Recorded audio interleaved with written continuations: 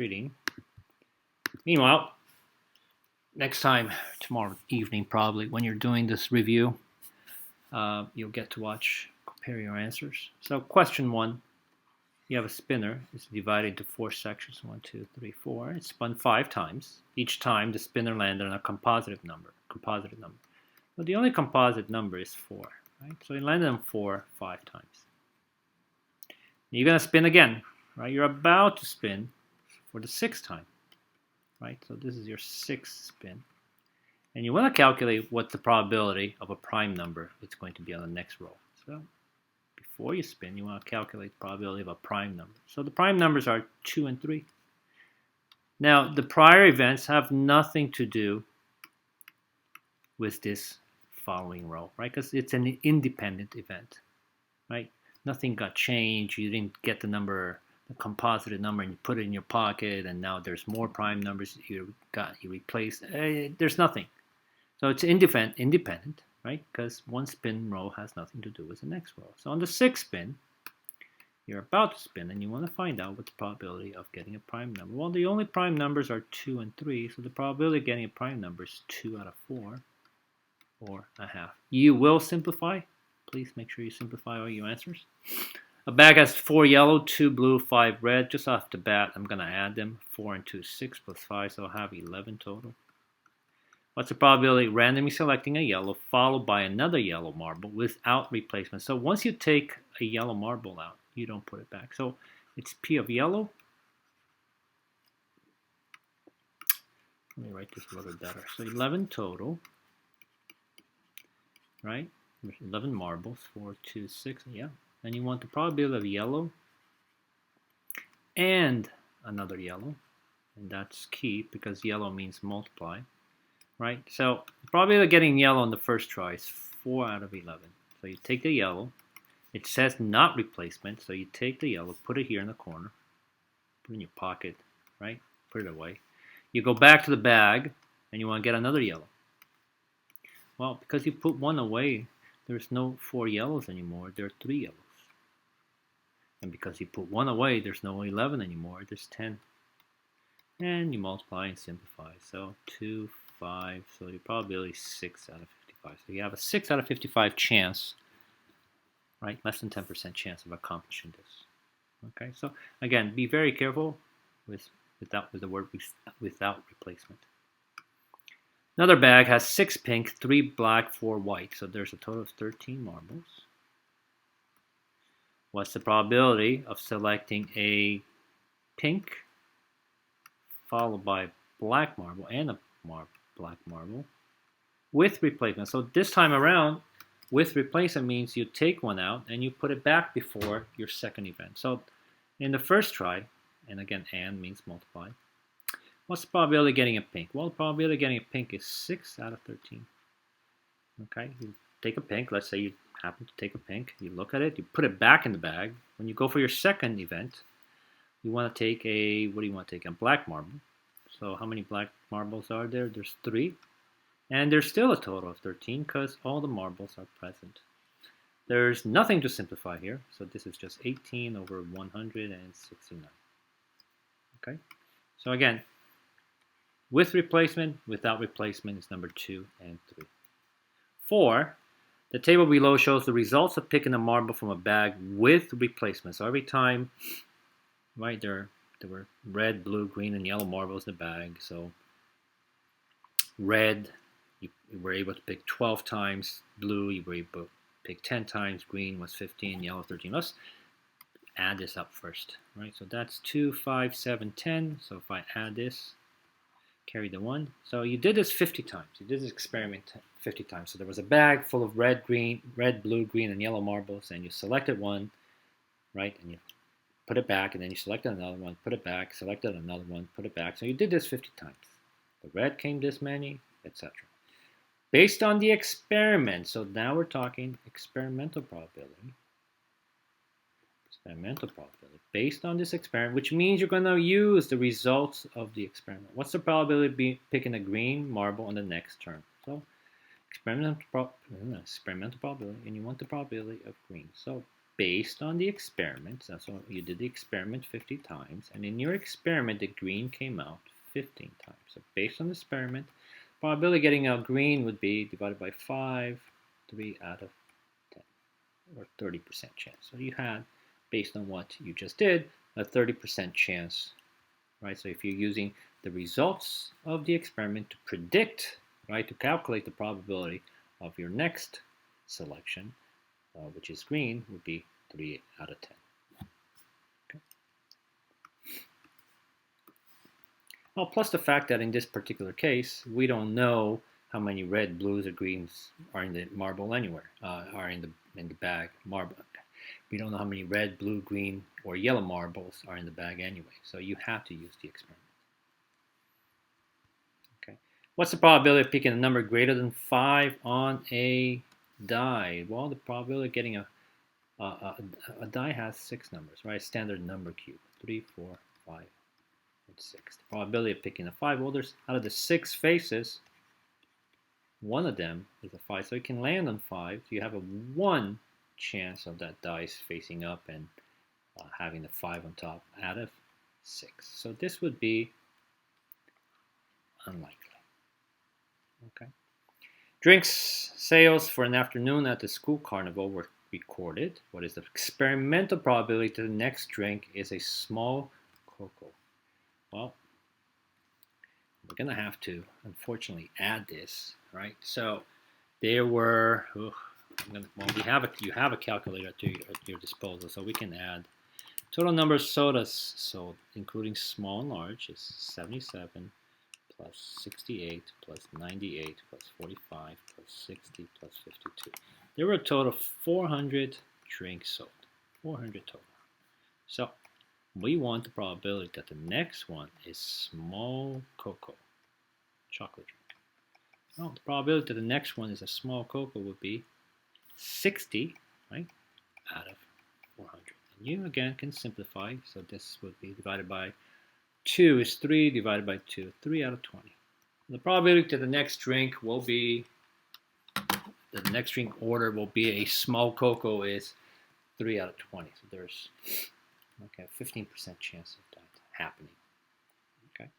Again, use the results, use the experiment, right? So an action was performed. Okay. Table below, again, another experiment shows the result of rolling a die. What's the theoretical probability? So let me divide this into 2. Theoretical and experimental. So, without looking at this right now, we'll just hide that. What's the experimental of landing on 5 or 6? Well, remember 5 means addition, right? How many 5s are on the die? Well, there's 1. How many 6 are on the die? There's 1. So there you have 2 chances out of 6, theoretically, right, to land on the 5 or 6. So that's in theory. Now, for the experimental probability, I'm going to use the results on the table to the side. So in the experiment, how many times did it land on 5? Well, number 5 right here, he landed 8 times. Plus the number 6 on the experiment, it landed 6 times. So it was a total of 14. In the experiment, this die, the number cube, landed on 5 or 6, 14 times out of, let me add this, 7 plus 5 plus 6 plus 4 plus 8 plus 6, and we have 36. 14 out of 36. Let me add this again. 7 plus 5 plus 6 plus 4 plus 8 plus 6 equals 36. Yeah, in the experiment, the number 5 or 6, right, combined was 14 out of 36. So based on the data, which is this, right, so we're going to use this, the experimental probability. How many times would you expect the die to land on 5 or 6 on the next 250 spins? So we take that and just multiply it times 250. So we can go 14 over 36 times 250. It's going to give us, and again, simplified, 97 and 2/9. Now, you can't roll a number cube 97 and 2/9 of the time. So this is going to be rounded to 98. Okay, so you would expect, based on, whoever's rolling the die, that 98 times it would be a land on 5 or 6.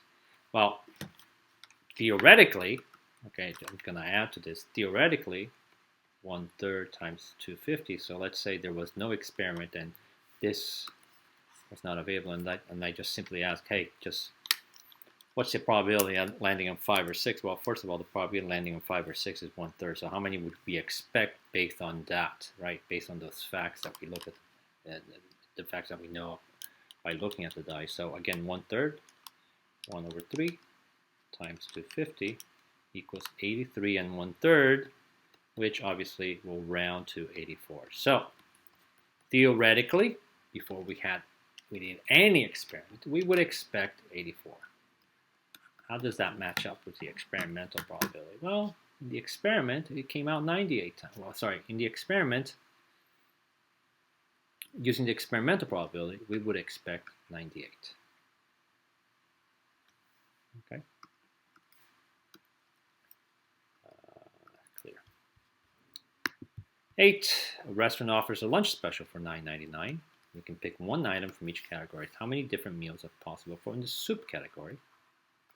We have 3 times. On the entree category, we have 3 selection: steak, rabbit, and bison. So that, again, the number of events in each category times each other, times 3.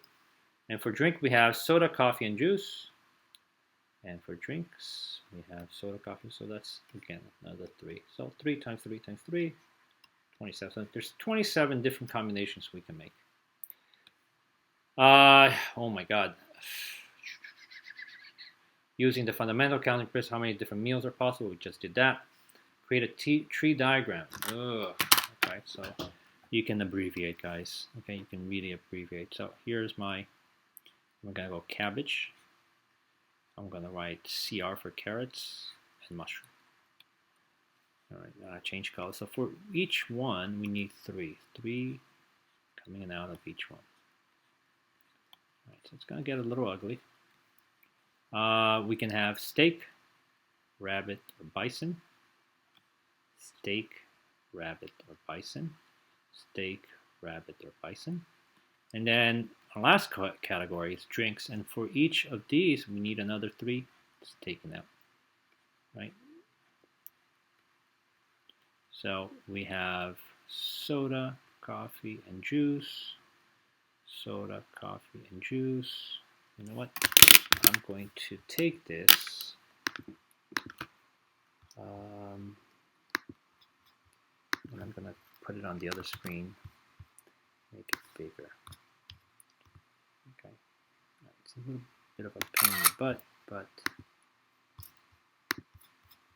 I think it's worth it. Okay, so let me put this on the screen, a bigger screen. All right, so we have our starting point. We have cabbage. Let's put that on the corner here. Okay, we have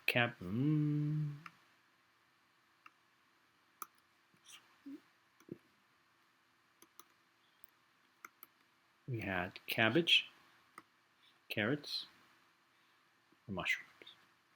Up with CR for carrots. Change color. So each of these, we have 3 other choices coming out. We have steak, rabbit, or bison. Steak, rabbit, or bison. And again, steak, rabbit, or bison. All right, so I can have the cabbage with steak, and I'll put ST for steak. I can have cabbage and steak, cabbage and rabbit, cabbage and bison, or carrots and steak, carrot and rabbit, carrot and bison, right? So we need one more because we have another choice here. So in which of these we get soda, coffee, and juice? Soda, coffee, and juice. Soda, coffee, and juice. Soda, coffee, and juice. soda, coffee, and juice. I promise you, the tree diagram on your test will not have 27 outcomes. So this is just here for practice. Soda, coffee, and juice. And the last one's soda. Not that bad. Soda, coffee, and juice. So we should have 3, 6, 9, 12, 15, 18, 21, 24, 27 possibilities, which we already knew because of the fundamental counting principle. We multiply the number of outcomes in each, and we got 3 to the third power, which is 27. Now, our sample space, I think it's important. You should do it too. So I'll write it all up and use colors. So we have cabbage, steak, and soda. Cabbage, steak, and coffee. Cabbage, steak, and juice. Cabbage, rabbit, and soda. Cabbage, rabbit, and coffee. Cabbage, rabbit, and juice. And lastly, we have cabbage, bison, and soda. Cabbage, bison, and juice. Cabbage, bison, and coffee. Okay. Now I'm going to change colors. Let's do the carrots. Carrots, and again, so it's going to be the same thing. Steak and soda, carrots, steak, and coffee, carrots, steak, and juice. So let me just carrot, we need 9, right? Carrot, carrot, carrot. So I'm doing this section. It's going to be, we did the steak, so it's going to be rabbit, rabbit, and rabbit, or bison, bison, and bison. And then we have soda, coffee, juice, soda, coffee, juice. And then the last category, we have the mushrooms, right? Is that it? So we're going to have 9 mushroom plates. 1, 2, 3, 4, 5, 6, 7, 8, 9. And then with the first 3 mushrooms, we can order all steak. Mushroom steak, mushroom steak, mushroom steak. The second one will be with the rabbit.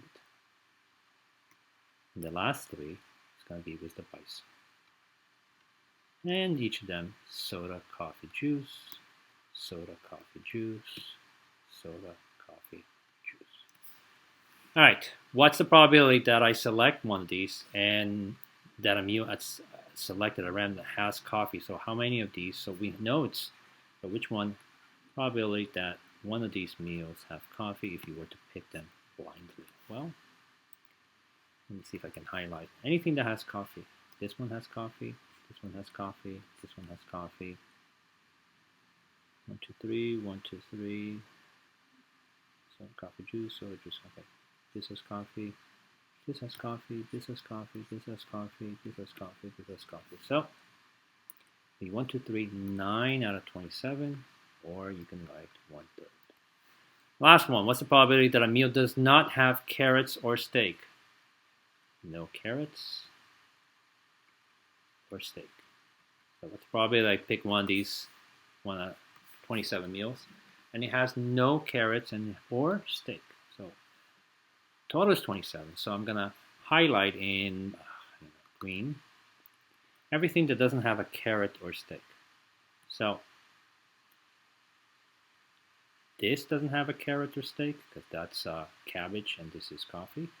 Carrots or steak.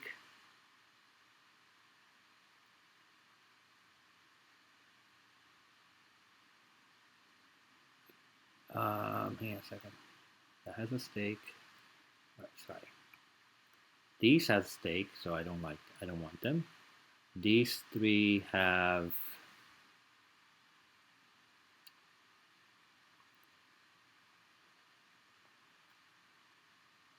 cabbage. So, you know what? Better yet, well, what I'll do is I'll eliminate anything that has steak. So anything that has steak is ST. So this is eliminated, this is eliminated, this is eliminated, eliminated, eliminated, eliminated, eliminated, eliminated, eliminated. Everything in green has steak. And then I'm going to eliminate anything that has carrots. So all those are eliminated. All those have either carrot or steaks. Everything else, these are all cabbage, right? So we're left with 1, 2, 3, 4, 5, 6, 7, 8, 9, 10, 11, 12, 12 out of 27. I have a 12 out of 27 chance of picking a meal that doesn't have carrots or steak. Okay. All right, little pain in the butt, but that was the problem. 9. 85 out of the 340, 85 out of the 340 students in the 7th grade earned platinum honor roll. So that's an event that's happening, right? If we could use the 7th grade data to predict how many 8th graders will earn platinum honor roll, how many of the 500 students in the 8th will earn platinum honor roll. So report cards were given away. The probability of were given away, and in the experiment, in the action, 85 out of 340 students got platinum. Right. Platinum in 7th grade. We want to use this, okay, to predict how many of the 560 in the 8th grade. So we take that 85 out of 300 and multiply that by 560. Right? So 85 over 340 times 560, and that equals 140. So out of the 560 students, we're going to get 140. We can predict 140 in the 8th grade will get platinum honor roll. Okay.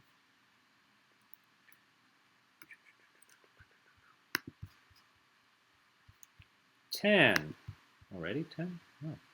Table below shows the results of a recent survey. Explain how you could use a survey to predict the numbers out of 700 who would choose country as their favorite music. So you take a little poll. You don't want to ask 700 people, so you took a sample. And let's add this. So it's 9 plus 5 plus 2 plus 5 plus 4. And in your sample of 22 people, okay, your experiment, right? We want to use country. 5 out of the 22 people you surveyed like country as their favorite music. So we can use that, right? And get the same percentage out of the 700. So 5 out of 22, by the way, is 22. It's about 22.7%, right? So 5 out of 20. So we're going to take that same percentage out of 700. That's basically what we're doing.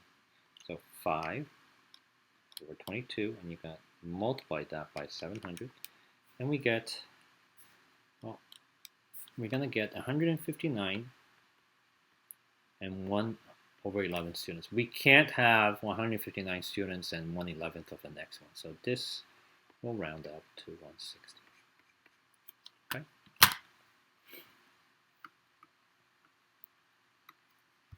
Which number represents the probability of an event that is very unlikely to happen? So remember, at the very beginning, we did like a little number line here, right? So 0, 50%, 100%, or as a fraction, we wrote 0, half, 1, right? Or as a decimal, 0.5 and 1 again.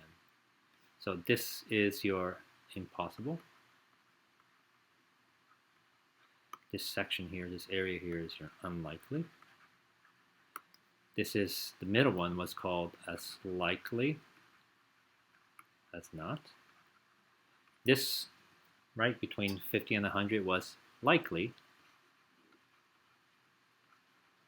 And 100% was guaranteed to happen, certain. So the number we're looking for, and again, it's in decimal format, so it has to be between 0 and 1. 0.9, we want very unlikely. 0.9, guys, is over here. So that is definitely not unlikely. So that's not it. 0.14 is over here. That fits the bill, right? So that's okay. 1.2 is above 1. Right, 1.2 is over here, so that's definitely not it. And 0.51 as a decimal is about here. That's in the likely area, so the only one that makes sense is 0.14, which is unlikely. Let me leave that on the screen because I think we might need it for the next question. Which number does not represent the probability of an event? Well, it's in different formats, right? 88%, does that represent the probability of an event? Remember, it goes from 0 to 100. So 88% is about here. That represents something that's likely, very likely to happen, so that's check. 0.008, Where is that? Well, that has a very, very small chance, but it's still in this number line. It's right about here. So that represents the probability of an event. 8 over 7, if you think about 8 over 7, and you switch that to a mixed number, so that's 1 over 7. 1 and 1/7 is beyond 1 here. It's about here, right? But that does not represent the probability of an event. And 3/4 of the fraction is here, or if you want to change to a decimal, the percent is here, 75%. So all the first, the second, and the third represent the probability of an event, whether it's possible, whether it's unlikely, very likely, or likely not. They represent the probability of something happening. 8 over 7 does not, because it's outside, right? Outside the 1 here. Okay. 13. Why is this so short? Okay, 13. What's the probability of guessing all the right answers in the multiple choice quiz with 5 questions and 3 choices in each question? All right. So think about this. Question 1, question 2, question 3, question 4, question 5. So question 1, you have 3 choices. Question 2, you have 3 choices. Question 3, you have 3 choices. Question 4, you have 3 choices. Question 5, you have 3 choices. Oops, sorry. Well, what I'm doing actually right now, it's finding the total number of possible answers that we have. We can have one person saying A, the other one can have A, B, etc. So that's not answering the question, but let's multiply.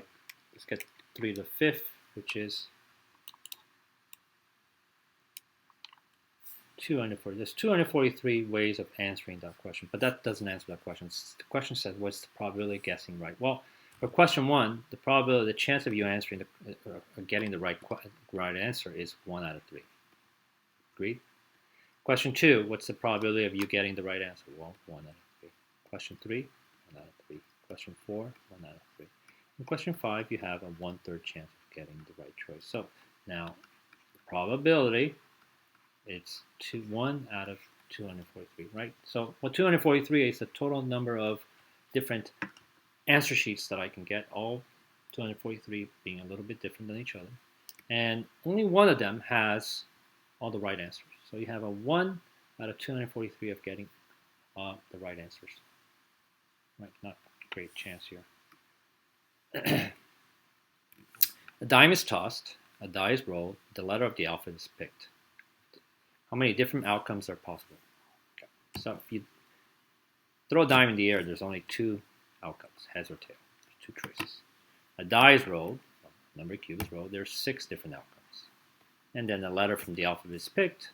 There's 26 letters, so there's, let's see, 12 times 26. There are 312 possible outcomes. So you can, for example, pick tails, number 1, and the letter A. You can pick tails, the number 1, the letter B, and so forth and so forth. So there's 312 different outcomes. Okay. What's the probability? And then second part. So again, we answered the first question. There's 312 different outcomes, right? And out of them, what's the probability of the coin landing on heads? The probability of the coin landing on heads is a half. Rolling a prime number. Well, a prime number, again, we have a die, 1, 2, 3, 4, 5, 6.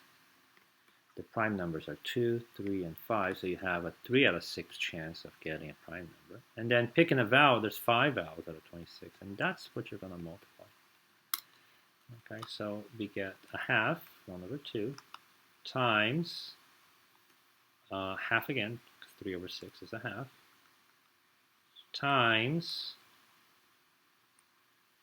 5 over 26. So you have a 5 out of a 104 chance of accomplishing that. So the probability of you, well, you still have a chance. Okay. 5%, well, no. less than 5%, but still. All right. The survey was conducted in the cafeteria. 25 like water, 18 like soda, 38 like sports drinks, and 20 like iced tea. What's the probability that the next person to enter the cafeteria will like soda? Okay, based on the experiment, right? What's the probability the next person coming in will like soda? Well, let's find the total first of all. You always need a total probability. 25 plus 18 plus 38 plus 20.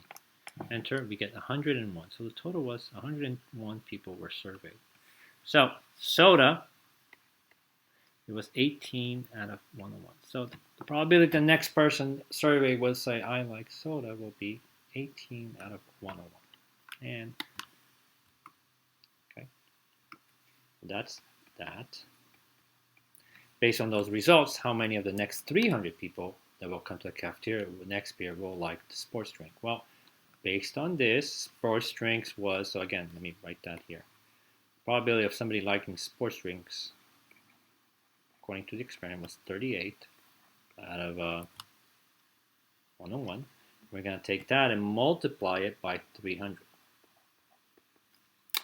Okay, so we can't simplify it. 38 over 101 times 300, so about 39 people enter. No, sorry, 112 people.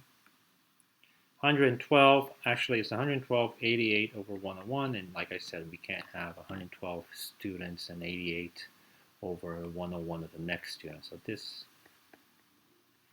rounds out to 113.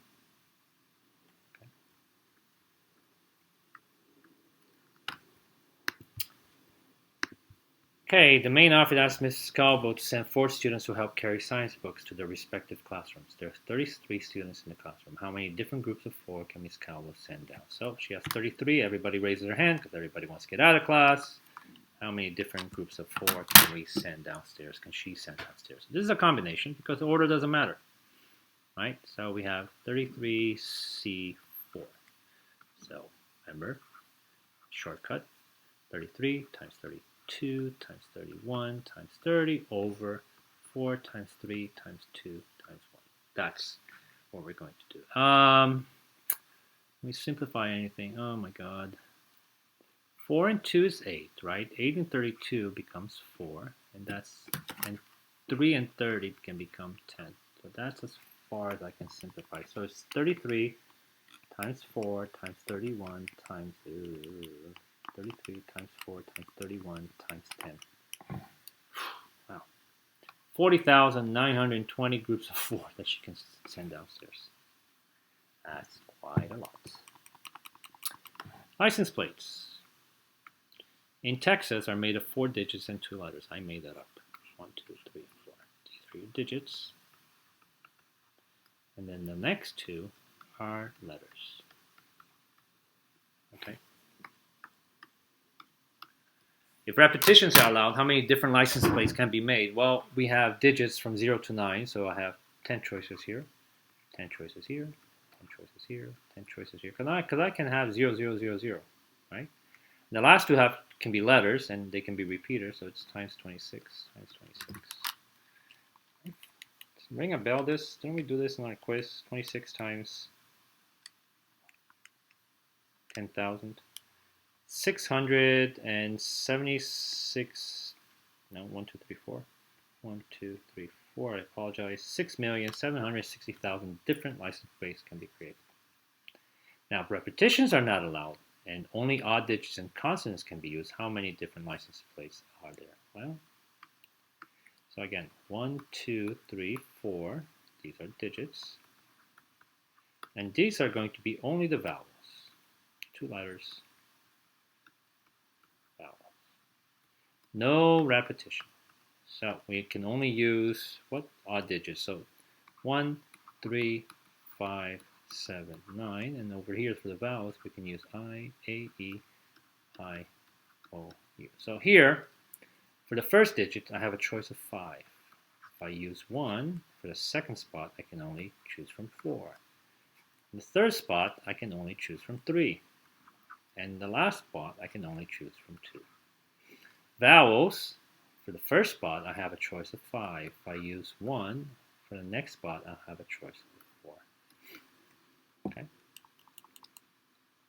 I mean, if you wanted to use permutations here, then well, you could have. So if you think about it, this one was, let's see, sorry, 1, 3, 5, 7, 9. Well, let me do this first. So I get 5 times 4 times 3 times 2, enter. This is 120. So the digits will be 120. And that would be 20, right? For the vowels, it would be 20 different groupings. And if I multiplied both of them, 120 times 20, I get 2,400.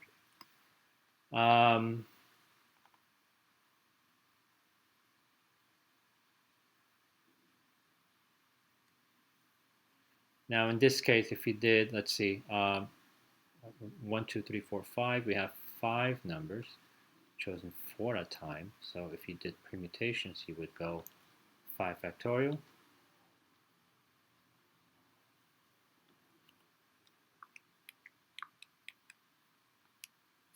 wait, 5 factorial over 5 minus 4, which is 1 factorial, and this gives you the same thing, 120. So that would be for the digits. And then for the letters, if you do factorial again, it's 5 taken 2 at a time. So it'd be 5 factorial over 5 minus 2, which is 3 factorial. So it's 5 times 4 times 3 times 2 times 1 over 3 times 2 times 1. Notice we can simplify all these and you still get 20, which is the same thing we got before. So 120 times 20, 2,400.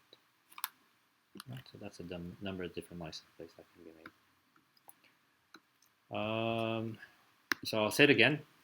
Every single question that you see here will be on your test, a version of it. Well, obviously, I can't give you the exact same question, but a version of it.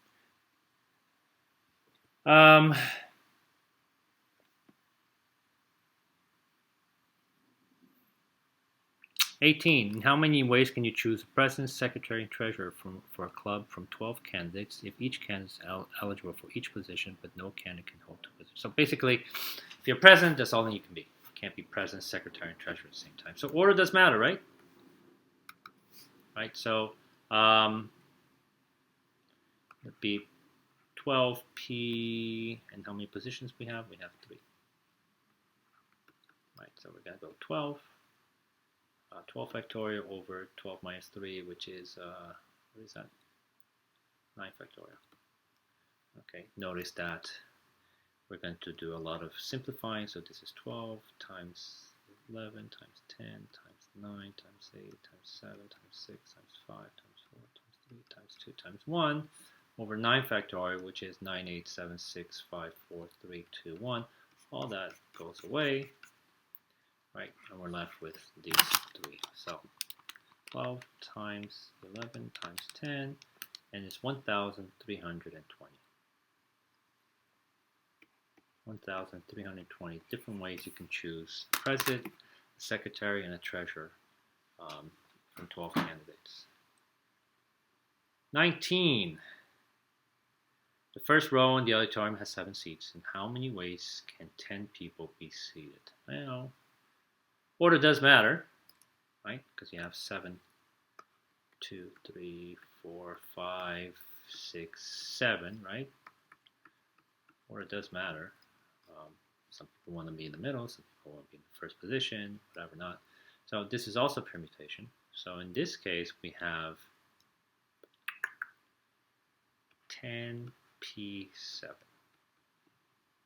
Okay, so again, 10 factorial over the difference of these two, which is 3 factorial.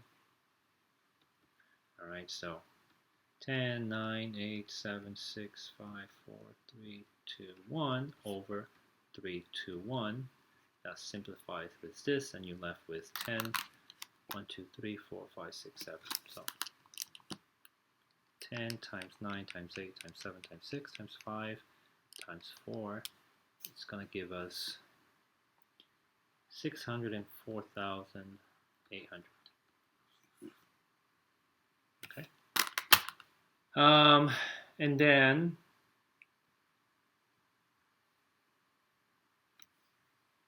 I'll write down the book I've been trying to read for the past 3 months.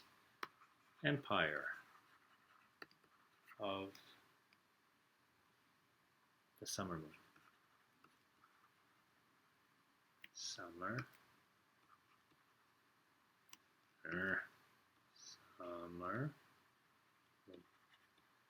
That's your bonus card. 820. Ooh, 20 is a nice question. It's a really nice question. So, a committee of 3 is being selected from a group of 5 and 4 girls. How many different committees can be made? Well, from 9 people in total, we're picking 3. So that would be 9 times 8 times 7 over 3 times 2 times 1. Simplify, 2 and 8 become 4, 3 and 9 become 3. So we can make how many committees? 12 times 7, 84 different committees. Okay. How many, what's the probability that if all 84 committees, groups, right, are in a bag and you select one, what's the probability that the one that you select is made up of only boys? Well, first of all, let's figure out how many of these committees made up of only boys. Well, out of the 84, let's see. If it's only boys, well, the girls are not going to participate. So we have 5 boys taking 3 at a time. So that would be 5 times 4 times 3 over 3 times 2 times 1. Simplify, simplify. 4 and 2 becomes 10. Sorry, it becomes 2, and 5 times 2 is 10. So 10, and I can write only boys. So there are 10 committees that will be made just of boys out of the 84. So you have a 10 and 84 chance of that happening. Okay. And then lastly, we have at least 2 girls. Well, what does it mean? At least 2 girls means 2 girls, one boy, 2 girls. It also means 3 girls. It also means 0 boys and 3 girls. That's what at least 2 girls means. So let's find, we know that there's 84 committees in total, right? So what's the probability of you reaching out in the bag and selecting a group that's made up of at least 2 girls? Well, let's write that, at least 2 girls. Well, let's find out. First of all, we got to find out how many of the committees have at least 2 girls. Let's do the situation where there's 1 boy and 2 girls. So if there's 1 boy, it means that from the 5 boys you took 1, times from the 4 girls you took 2, right? So 5C1, it's 5, just 5, right, over 1, it's just 5, times 4C2 means 4 times 3 over 2, and if you simplify, this becomes 2, and then we get 5 times 2 times 3, which is 30. So there's 30 of them here in this group. 30 of them have 1 boy, 2 girls. So we write 30. Plus these guys. Well, 0 boys, right? 0 boys we don't have to do, but that means that from the 4 girls we pick 3. So that is 4 times 3 times 2 over 3 times 2 times 1, cross, cross. And we have 4 different girls, 4 different committees of just 4 girls. So I'm going to add those two. So 30 plus 34, 30 plus 4 is 34 over 84, and you can simplify that, and I get 17 out of 42. One Venn diagram, which you can use all the Venn diagrams that we did in class as your review, and that's it. It's pretty, yeah, it's this simple. Okay, it's this simple, so don't worry too much about it. But definitely, hopefully, you went through the review sheet and you worked on all the problems, and it should be okay.